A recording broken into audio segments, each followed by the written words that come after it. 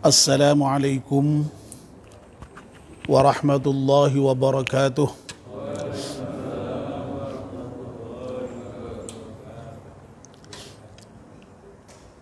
Bismillahirrahmanirrahim. Alhamdulillahi rabbil alamin. Wassalatu wassalamu ala asyrafil mursalin Sayyidina wa maulana Muhammad wa ala alihi wa sahbihi ajma'in.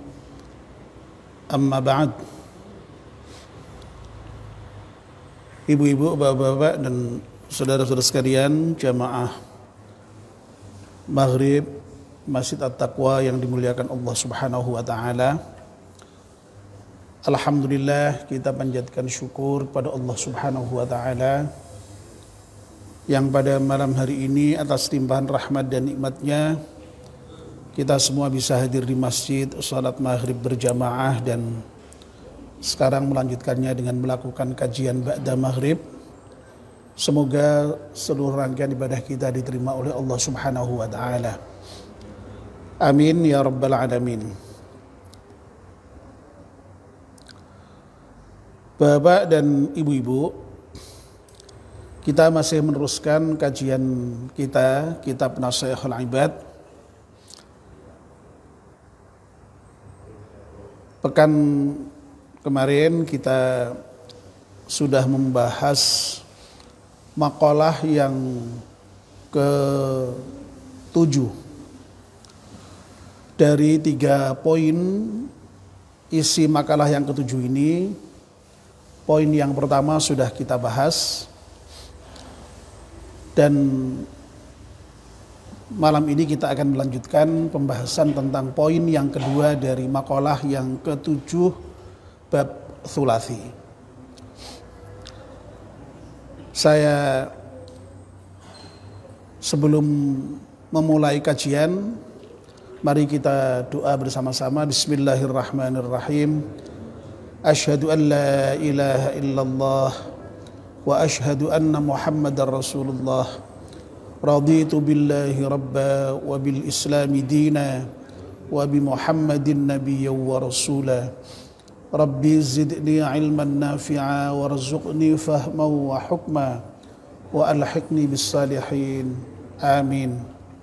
Mohon Fatihah sekali untuk pengarang kitab ini. Al-Fatihah. A'udzu billahi minasyaitonir rajim. Bismillahirrahmanirrahim. Alhamdulillahi rabbil alamin arrahmanir rahim maliki yaumiddin. Iyyaka na'budu wa iyyaka nasta'in ihdinas siratal mustaqim siratal ladzina an'amta 'alaihim ghairil maghdubi 'alaihim waladdallin. Amin. Saya bacakan kembali isi dari makalah ke-7 bab thulathi ini. An Dawudan Nabiyyi qala uhiya fi zaburi haqqun 'alal 'aqili alla yashtaghila illa bi thalathin tazawwudun li mi'adin wa mu'natun li ma'ashin wa talabu ladzatin bi halalin. Makalah yang ke-7 ini disampaikan oleh Nabi Dawud di dalam Zabur yang isinya ada 3 poin bahwa orang yang berakal itu wajib atasnya, atau orang yang berakal itu harus memiliki 3 momen. Yang pertama yaitu menyiapkan bekal untuk akhiratnya. Yang kedua, mencari biaya untuk kehidupannya. Dan yang ketiga, mencari kelezatan, kenikmatan dengan halal. Poin yang pertama sudah kita bahas, dan malam ini kita akan membahas poin yang kedua. Wa mu'natun lima ashin. Orang yang berakal itu harus memiliki momen atau aktivitas di dalam hidupnya untuk mencari biaya lima ashin bagi penghidupannya, untuk penghidupannya.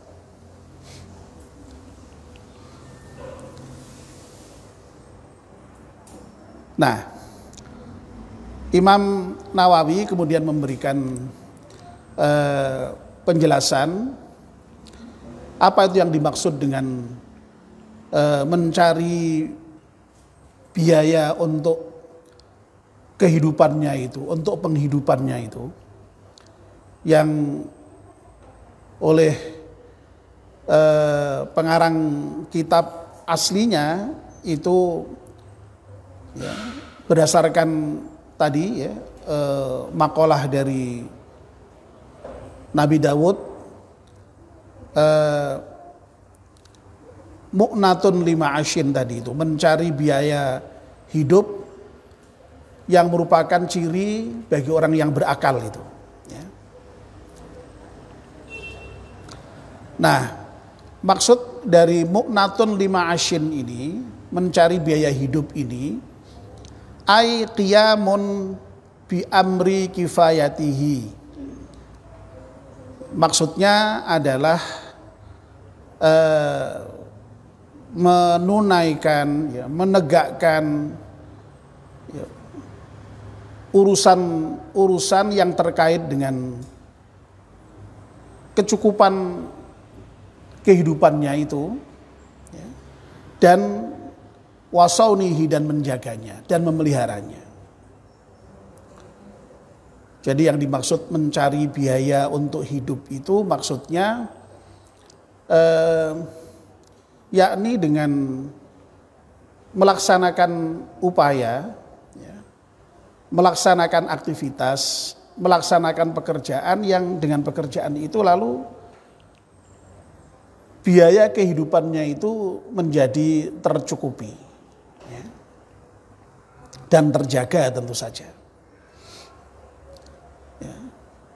Kalau bahasa kita itu kendile ora apa jumplang apa nglimpang Pak ya sekitar itulah ya, ben kendile iki ora jomplang, ora glimpang ya. Glimpang mungkin yang betul ya, glimpang ya. Kalau jomplang itu kan perbandingan antara berat satu dengan yang lain tuh jomplang ya. Kalau glimpang itu ya begitu ya, tumpah ya. Wa fi ibaratin, dan dalam satu ibarat ya, satu ibarat itu ya kalau dalam bahasa kita itu ya ungkapan gitu, atau frasa ya. Ya. Wa marammatun lima ashin. Ya. Maksud dari mu'natun lima ashin itu ya membaguskan ya kehidupannya itu. Jadi dengan biaya yang dicari ketika dapat, lalu biaya itu bisa untuk membaguskan penghidupan dan kehidupannya sekaligus. Ya, kita sering membedakan istilah kehidupan dengan penghidupan ya. Jadi kalau kehidupan itu ya kehidupannya itu sendiri. Kalau penghidupan itu lebih kepada konotasinya itu apa ya, semacam kayak kondisi yang menopang dia hidup itu, mata pencahariannya, kondisi ekonominya itu penghidupannya biasanya ya, kita menyebutnya ya. Nah, cara membaca marommatun ya, jadi kalimat marommatun tadi yang sudah kita baca itu, atau kata marommatun itu bifathil mimi, dengan memfathahkan mim, warra'i dan ro. wa tasydidil mimi, ya, dan mentasydidkan mim jadi marammatun, ya. Nah, ungkapan marammatun lima asyin ini juga karena marammatun itu merupakan bahasa yang cukup tidak begitu populer begitu, ya. Masih diberi penjelasan lagi oleh Imam Nawawi, ai islahuhu. Maksud dari marammatun lima asyin ini tidak lain adalah memperbagus kehidupan, ya. Memperindah kehidupan, memperbaiki kehidupan. Bapak dan ibu-ibu yang dimuliakan Allah Subhanahu wa taala, kalau kemarin yang sudah kita bahas poin pertama itu tazawwudun limi'adin, ya. Bahwa orang yang berakal itu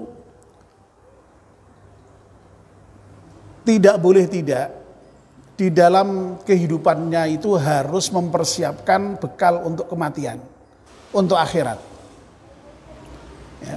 Itu sudah kita bahas. Nah, yang kedua ini sesungguhnya terkait dengan kehidupan di dunia kita, ya. Nuwun sewu, ya. Hidup itu kan tidak asal hidup, ya. Allah ini kan memberikan kehidupan kita, ya tentu saja difasilitasi oleh Allah dengan berbagai macam sarana prasarana yang memungkinkan kita untuk hidup, ya. Nah, tentu saja dalam kehidupan kita ini kita punya apa yang disebut dengan kebutuhan, ya. Ya, makanya istilahnya ada kebutuhan hidup itu, ya. Dari mulai kebutuhan yang primer, ya. Kebutuhan primer itu kebutuhan yang pokok, ya, kebutuhan dasar, kebutuhan yang harus dipenuhi, tidak boleh tidak. Kalau kebutuhan dasar itu tidak dipenuhi, maka itu mengancam kehidupannya. Apa saja itu? Pangan, ya. Yang pertama pangan tentu saja, ya, yang paling kebutuhan primer atau kebutuhan pokok, ya. Kalau orang tidak terpenuhi itunya bisa terancam kehidupannya itu. Orang tidak makan beberapa hari, ya, bisa terancam kehidupannya. Orang tidak punya pakaian, ya, bisa terancam kehidupannya. Ya, kalau misalnya dalam cuaca yang katakanlah bersahabat tidak masalah, tapi kalau dalam cuaca yang sangat ekstrim, pakaian sangat utama dibutuhkan, ya. Dan bahkan pakaiannya tidak hanya sekedar pakaian, tapi pakaian yang sangat khusus, ya. Misalnya, ya. Papan juga begitu, ya. Ya, orang butuh papan ya, untuk berteduh, untuk beristirahat, ya. Itu yang disebut dengan kebutuhan primer, kebutuhan dasar, kebutuhan pokok. Lalu kebutuhan yang kedua, sekunder, ya. Kebutuhan sekunder itu sudah kebutuhan tambahan lah istilahnya, ya, yang bukan merupakan kebutuhan pokok lagi, ya. Yang namanya makan itu kebutuhan pokok, tapi ketika sudah makan dengan apa, nah itu sudah sekunder, ya. Ya, jadi lalu kemudian saya pengen sate, saya pengen soto, ya. Itu sudah sekunder itu, ya. Tapi yang pokok itu makannya itu, ya. Lalu kemudian rumah juga begitu. Rumah itu ya yang penting asal bisa untuk istirahat, ya. Adapun lalu rumah yang bagus, ya, itu sekunder, ya. Tapi kebutuhan manusia, ya, kalau dipenuhi bagus itu, ya. Nah, kalau yang tersier itu lebih boleh dikatakan untuk hal yang bersenang-senang mungkin, ya, seperti ya mobil ya, mobil mewah gitu ya. Kalau mobilnya sendiri mungkin bagi orang tertentu bisa menjadi kebutuhan sekunder, bisa jadi ya. Tapi kemudian kalau sudah lalu harus apa mungkin tersier ya. Orang berlibur ya sampai ke luar negeri ya, itu tersier, itu orang tidak berlibur pun tidak apa-apa, tidak masalah ya. Tapi sekali lagi ya, prinsipnya bahwa yang namanya manusia itu punya kebutuhan. Untuk hidup itu ada kebutuhan-kebutuhan yang harus dipenuhi. Dan itu semua memerlukan biaya, itu semuanya memerlukan ongkos ya. Itulah sebabnya maka Masya Allah ya, kalau kita melihat Al-Quran maupun hadis Nabi itu, kita betul-betul diperintahkan itu untuk bekerja, itu mencari rezeki itu ya. Misalnya ya, dalam surat At-Taubah ayat 5 itu Allah dengan tegas waquli amalu ya. Bekerjalah kalian, beramallah kalian ya. Nah ini ya bekerja beramal secara umum ya. Waquli amalu fasayarallahu amalakum wa rasuluhu wal mu'minun ya. Nanti Allah akan melihat pekerjaanmu, Rasulnya pun juga akan melihat pekerjaanmu, orang-orang mukmin juga akan melihat pekerjaanmu ya. Lalu dalam surat Al-Jumu'ah ya, yang sering kita dengar kalau Pak Fadil ngimami subuh Jumat atau Jumatan itu ya, di bagian akhir itu Allah berfirman, a'udzubillahi minasyaitonirrajim, fa idza qudiyatis salatu fantashiru fil ardi wabtaghu min fadlillah ya. Al-ayah ya. Jadi kalau selesai sholat Jumat, fantasyiru fil ardi ya, bertebaranlah di muka bumi ya. Wabtahu min fadlillah, carilah karunia Allah, cari rezeki Allah ya. Jadi kira-kira itu ya ibadah ya. Nek wis rampung ibadah kuwi ya lek ndang apa jenenge bekerja ya, mencari karunia Allah di muka bumi ini. Fantasyuru fil ard ya. Bertebaranlah di muka bumi ini dengan cara kamu masing-masing, dengan profesimu masing-masing ya. Ya. Masya Allah ini ya.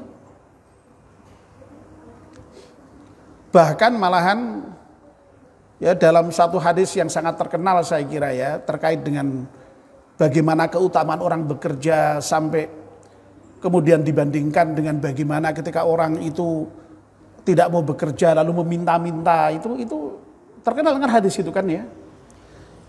Ya. Li ayyakhtaba ahadukum huzmatan ala dhahri ya. Khairun lahu an yas'ala ahadan fayu'tiyahu khairan lahu min ayyas ala ahadan, maksud saya ya, fayu'tiyahu aw yamna'u. Jadi orang yang sampai direwangi ke hutan ya, kok direwangi apa ya? Sampai dibela-belain ya, direwangi itu sampai dibela-belain sampai ke hutan mencari kayu bakar, lalu kayu bakar itu digendong di punggungnya, lalu dibawa ke pasar, dijual ya. Itu lebih baik ya, ketimbang orang yang meminta-minta kepada seseorang. Baik itu meminta-mintanya itu kemudian diberi maupun ditolak ya. Diberi aja itu masih tidak baik itu, apa meneh wes jaluk-jaluk ditolak, wah lebih sakit lagi itu ya. Nah hadis ini ya sering dipahami sebagai bagaimana Islam itu sedemikian rupa menghargai pekerjaan itu ya, apapun pekerjaannya ya, yang penting halal itu, jangan dilihat persoalan apakah itu pekerjaan katakanlah rendah atau tinggi, pekerjaan mutu atau tidak bermutu, tidak. Yang penting dihargai nih, asal mau bekerja saja, apapun pekerjaannya dan itu menghasilkan biaya, menghasilkan uang, ya. Uang itu maksudnya untuk membiayai tadi itu, ya. Itu lebih baik, ya, dibandingkan dengan minta, ya. Dan Masya Allah ya, orang yang bekerja lalu kemudian bisa menghasilkan uang, ya, atau jasa, ya, yang dengan begitu lalu kemudian bisa mencukupi kebutuhan dirinya maupun kebutuhan keluarganya, itu dalam banyak hadis diinformasikan kepada kita oleh Nabi diberi nilai sama dengan jihad. Lu Masya Allah tuh ya. Jadi bapak-bapak dan ibu-ibu, ya, kalau kita bekerja itu jangan dikira itu semata-mata urusan duniawi, enggak, ya. Itu ada nilai ibadahnya karena oleh Allah, oleh Nabi, ya, sampai dinilai sama dengan jihad fisabilillah itu. Ya. Ya. Dalam hadis yang lain diinformasikan kepada kita, ya, dirham yang kita berikan untuk kepentingan fisabilillah, untuk fakir miskin, untuk yang lain-lain yang dalam rangka infak sedekah itu, dibandingkan dengan dirham yang kita gunakan untuk mencukupi kebutuhan keluarga kita, itu oleh Nabi kita nilainya masih tinggi yang untuk mencukupi kebutuhan keluarga tadi itu. Lu kan luar biasa berarti itu, ya. Luar biasa, Masya Allah, ya. Ya, jadi luar biasa, ya. Ya. Jadi sekali lagi, ya, Islam sangat menghargai orang bekerja. Islam memberikan banyak keutamaan bagi orang yang bekerja, ya, bahkan sampai ada hadis yang juga menginformasikan orang yang bekerja itu juga bisa menjadi pembebas dari neraka. Ya. Lu itu kan luar biasa itu. Betapa penghargaan Islam terhadap orang yang bekerja itu, ya, Masya Allah, ya. Nah, ya karena apa? Kok sampai begitu penghargaan tadi itu? Ya karena sekali lagi orang itu ketika bekerja, ya, itu dia menghasilkan barang atau jasa, ya. Ya, jadi barang dan jasa itulah yang kemudian bisa dikonversi menjadi uang yang kemudian itulah yang untuk bisa membiayai kehidupannya itu, baik kehidupan dirinya maupun kehidupan keluarganya. Nah, ini belum lagi, ya, kalau kemudian lalu yang dihasilkan itu kok banyak. Oh, kemudian bisa sharing, masih bisa berbagi kepada yang lain, ya, luar biasa kan jadinya kan. Ya. Makanya lalu kenapa Islam sampai memerintahkan untuk giat bekerja, ya, ya itu ya ini, ya, betapa yang pekerjaan itu luar biasa. Ya, dan orang yang berakal sekali lagi, menurut makalah ini itu harus bekerja ini dalam kehidupannya, ya. Jangan sampai kemudian tidak bekerja lalu sampai kemudian menggantungkan hidupnya kepada orang lain itu, ya. Dalam hadis kan pernah juga diceritakan itu, ya, ada sahabat itu yang saben hari di masjid, ibadahnya luar biasa itu, ya. Ya. Oh, pagi loh ketemu di masjid, siang di masjid, sore di masjid, malam di masjid. Kemudian Nabi bertanya, loh, nah itu si Anu itu kok di masjid terus, lalu kehidupannya bagaimana, penghidupannya bagaimana? Oh iya, dia ditanggung oleh si Anu, ya. Apa kata Nabi? Si Anu lebih mulia dari yang tadi di masjid terus-terusan tadi. Masya Allah, luar biasa, ya. Jadi sekali lagi Islam sangat memberikan penghargaan bagi orang yang bekerja dan dari hasil pekerjaannya itu bisa kemudian menafkahi diri sendiri dan juga keluarganya tadi itu. Ya. Nah, tentu saja ya memang apa yang sudah kita jelaskan tadi itu ketika dalam kondisi normal ya. Ya. Kondisi orang tidak ada halangan apapun ya. Sebab yang namanya hidup ini kan ya Allah memberikan untuk tiap orang itu kan berbeda-beda ya. Ada orang yang memang secara fisik, secara intelektual, secara apapun punya kelebihan sehingga dia lalu bisa bekerja dengan baik, menghasilkan uang sampai berlebih ya. Ada orang yang oleh Allah ditakdirkan ya kapasitas intelektualnya tidak tinggi, meskipun dia bekerja keras, tapi hasilnya ya tidak seberapa. Ya bayangkan itu tukang angkat-angkat batu itu kurang keras apa kerjanya itu, ya, sangat keras itu, ya. Tetapi memang ya karena kapasitas yang lain yang tidak menunjang sehingga lalu menghasilkan yang sedikit. Podo-podo ngurusi batu ya, tukang dokter bedah ya nyukel batu cilik ning nggon empedu ya, apalagi di empedu di ginjal itu waduh dapatnya banyak itu. Padahal sama-sama nyongkel batu itu. Lain kan ya. Ada kapasitas keilmuan ya. Ya. Kan orang berbeda-beda.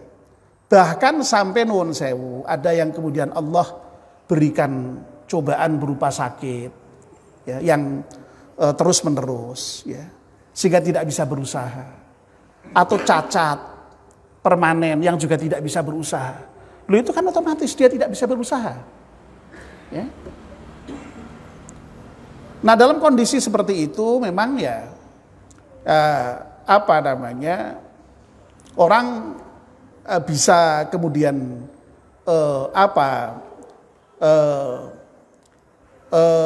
dari pihak dia itu bisa berhutang ya kalau masih ada kemungkinan untuk bisa membayar ya.